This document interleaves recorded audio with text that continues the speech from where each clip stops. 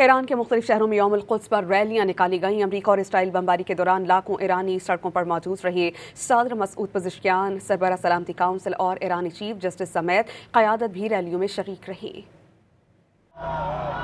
یوم القدس پر ایران بھر میں لاکھوں افراد سڑکوں پر نکل آئے۔ تہران میں ریلی کے قریب ہی امریکی اور اسرائیلی بمباری ہوئی۔ اس دوران شہری خوف زدہ ہونے کے بجائے مزید پرجوش نظر آئے۔ امریکہ اور اسرائیل مرد آباد کے نعرے لگائے گئے۔ ایرانی صدر مسعود پزشکیان بھی تہران میں ریلی میں شریک ہوئے۔ شہریوں نے صدر کو اپنے درمیان دیکھ کر خوشی کا اظہار کیا۔ مسعود پزشکیان بھی عوام میں گھل مل گئے۔ زاہدان میں ہزاروں ایرانیوں نے یوم القدس ریلی نکالی۔ شرکا میں خواتین اور بچے بھی شامل تھے۔ شہریوں نے فلسطین کی آزادی کے لیے نعرے لگائے۔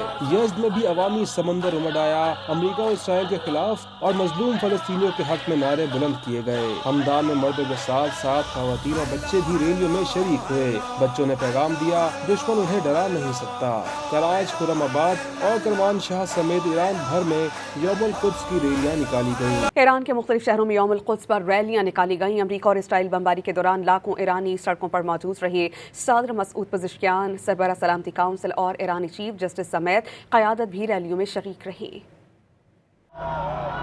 یوم القدس پر ایران بھر میں لاکھوں افراد سڑکوں پر نکل آئے۔ تہران میں ریلی کے قریب ہی امریکی اور اسرائیلی بمباری ہوئی۔ اس دوران شہری خوف زدہ ہونے کے بجائے مزید پرجوش نظر آئے۔